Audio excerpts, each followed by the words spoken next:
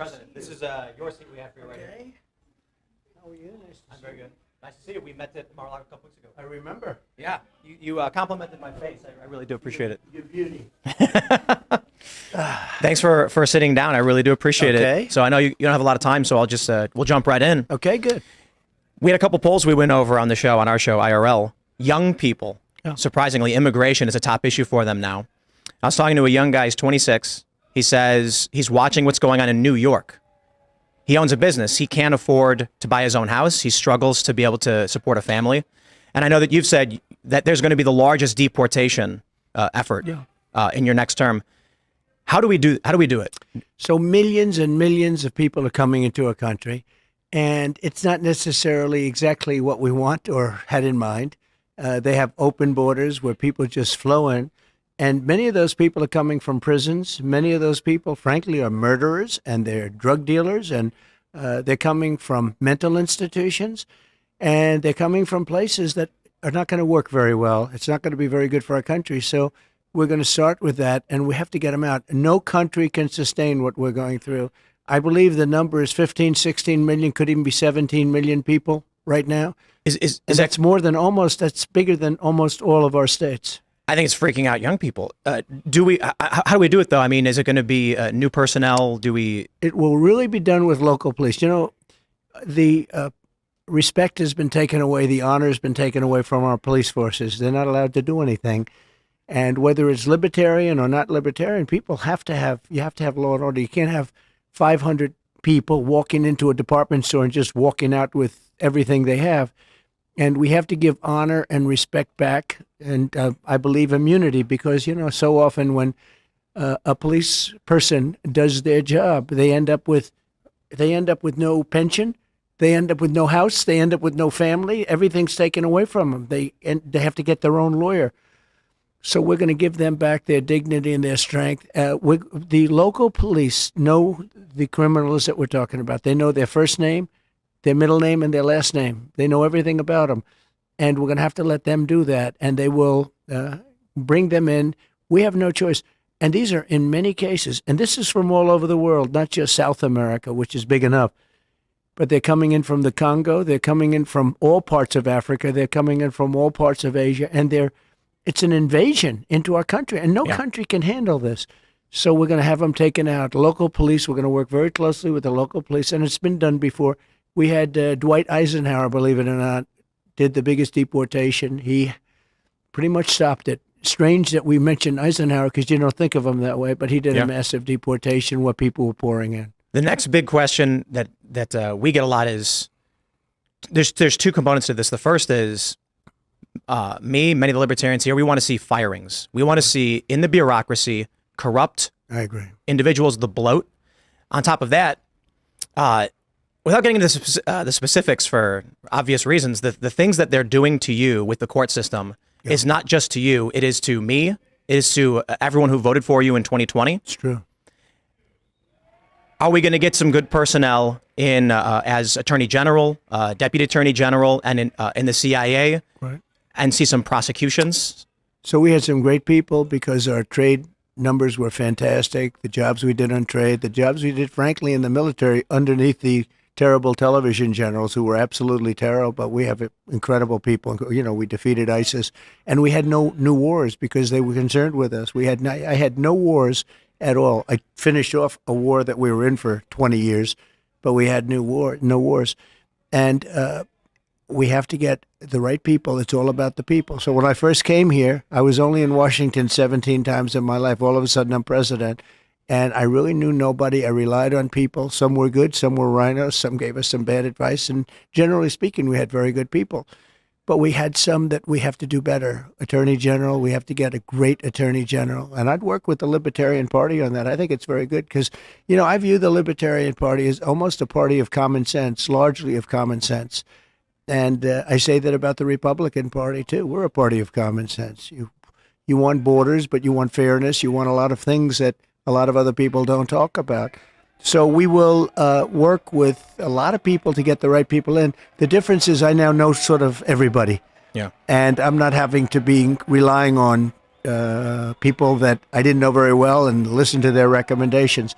And I think we're going to have phenomenal people. I know the people. I know the good ones, the bad ones, the weak ones, the strong ones. I think we're going to have great people. We're friends with Kash Patel. He was on the show just before you, and that gives me a lot of confidence. Yeah. Kash is fantastic. Yeah, absolutely. He's an example of a good one. Yep. We have some great people, but Kash was a great example. Devin Nunes, as you know, he's fantastic. Absolutely. We have so many great people. So when it came to foreign policy, I'll be honest, I didn't vote for you in 2016. I was jaded. Obama let me down. I'm from Chicago. I thought 2016 was silly. And then in 2020, with the timeline for getting out of Afghanistan, right, when you tried to get our troops out of Syria, my question is, why are we in Syria? Who even knew? Yeah. And they lied to you, and they lied to us about the number of troops in there. And so maybe it's a bit blunt for me to say I want to see people prosecuted for the lies to the American people. But in terms of foreign policy, perhaps it's a little bit of a biased interview, but I think you're the greatest president of my lifetime. I appreciate it. And ending the wars that we should not have been involved in. Now the fear is World War III. Yeah. What are you looking at when you enter your next term to stopping the escalation? Well, first of all, I'm the only one that is going to stop World War III, because this man can't put two sentences together. He doesn't know what he's doing, doesn't know where he is.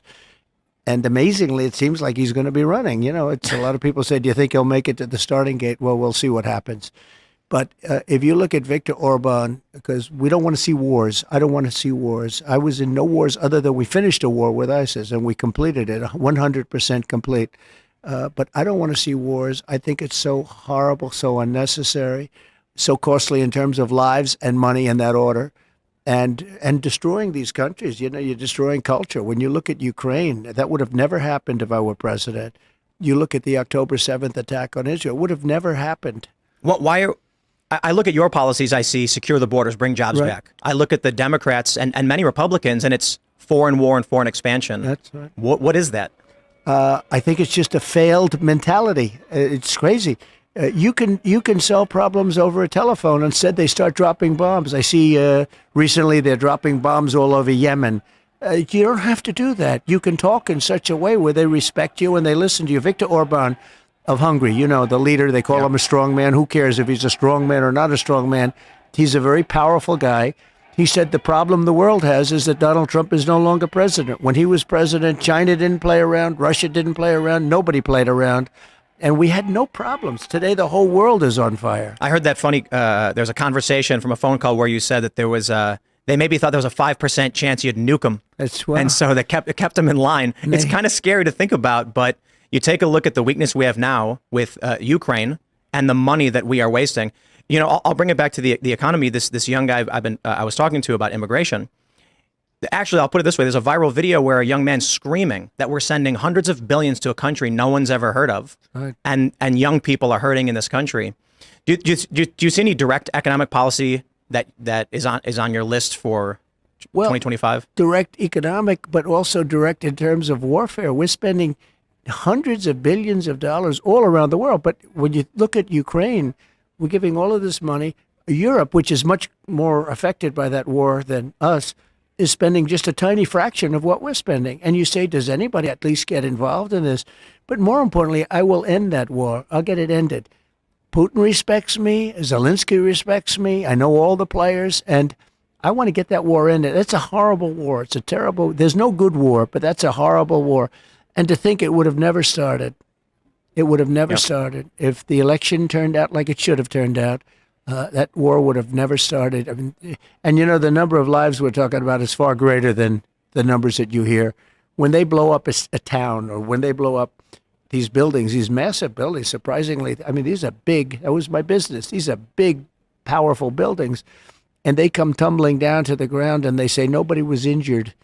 A lot of people were killed. Yeah. And the numbers are a lot different than you think. When you will see that happening. When those numbers really get announced, you're going to see it's much worse than people think. Here at the Libertarian Party National Convention, they had one of their, I believe one of their presidential nominees said he wants to see Fauci, the heads of Moderna, Pfizer, Biden, and you locked up for what happened during COVID. I don't agree with them, but there is a big sentiment. Elon Musk tweeted, prosecute Fauci. Fauci lied to Congress about the gain-of-function research that was going on And now we have testimony Well, that... I'm the one that stopped the funding, and this was funding from before me. I'm the one that stopped the funding. Fauci wasn't a big player in my administration like he was after I left. I mean, Biden made him the king of everything. And if you take a look at that, Fauci was not the big player with me that he was. And in fact, I did things that he didn't want to do. He wanted to keep it open to China. I said, you got to close it to China because it was all coming out of China. It was coming out of Wuhan, which I said right at the beginning. But the other thing is, and what people don't realize, I believe in federalism. I gave the power to governors. Some governors did a great job. In all cases, they were Republicans. And some, like in South Carolina, Henry McMaster, kept everything open. Others didn't. The Democrats did a bad job, very bad job. But basically, I gave that power over the states. I gave it to the governor. I gave it back to the states. And I think it's something which, when people realize that, it's something that they respect. Will there be accountability for the lying to Congress when you get to appoint your new AG, deputy AG? Yeah, and we'll take a look at statute of limitations because, the statute of limitations are quite long. And we're going to be looking at that very seriously, yeah. I got one big question for you.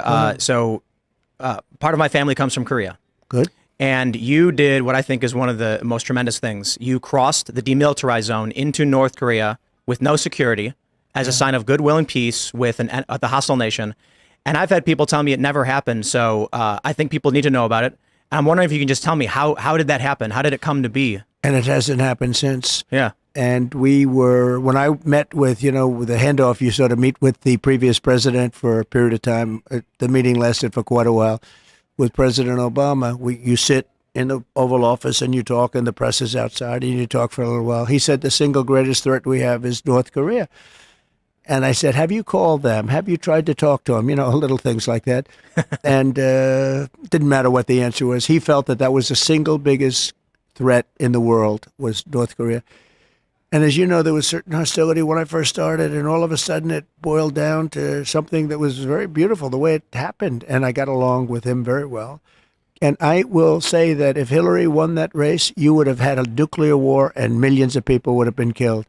And you weren't even close to that. It never happened. It was never going to happen. I got along great with him, and it just never was going to happen. Were you at all scared in any way when you crossed into an enemy country?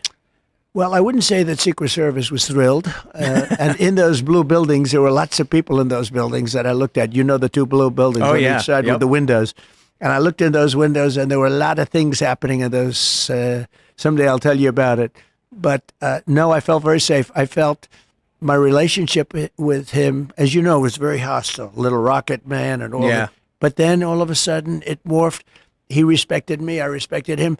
And we ended up, once we got to know each other, we ended up very good. A very smart guy, very strong guy. He's the absolute leader of that country. For those that think he's not, they're wrong. And I got to know him very well. I even did a press conference. He never did a press conference before. I said, would you like to do a press conference? And we did a press conference, if you remember.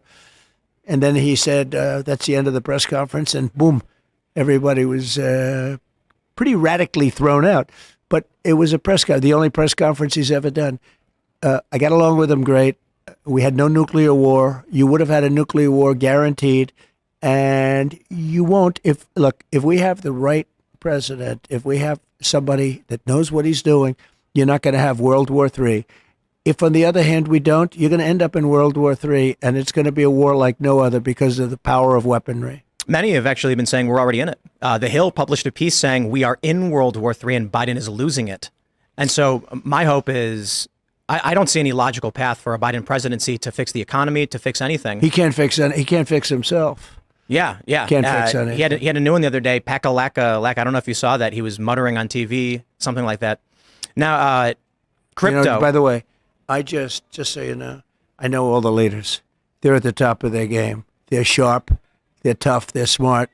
They love their country, or they do whatever they have to for their country at a minimum.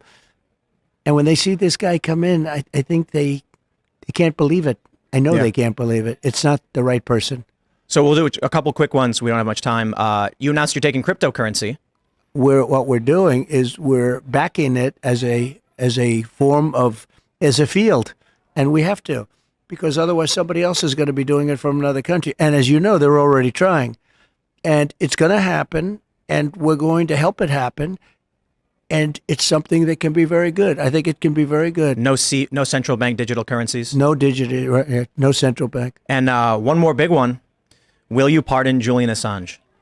Well, I'm going to talk about that today, and we're going to give it very serious consideration. And we're going to have a couple of other things to say in the speech that I think you're going to love. I've heard some rumors. And you've gotten so much out of me, I should leave a little bit for the speech, don't you think? Mr. President, it is an honor and a privilege. I really do appreciate you sitting down with me. And you're very respected, I have to say. When I did a little research, and some of my guys said, and I met you before, but they said just a very respected guy. It's my honor. Even though we're keeping that big crowd, that's the biggest crowd they've ever had. We're keeping them waiting just for this interview, so congratulations. Thank you so much. Shall we? Thank you, my friend. Thank you. Appreciate it very much. I really do appreciate it. Great. Thanks. Forward to That you was winning. fun. You've got my vote. We better win. We're not going to have a country. Yeah. We're excited. Oh, thank you. Yeah, I do. We're friends with Junior and Cash. And, so we're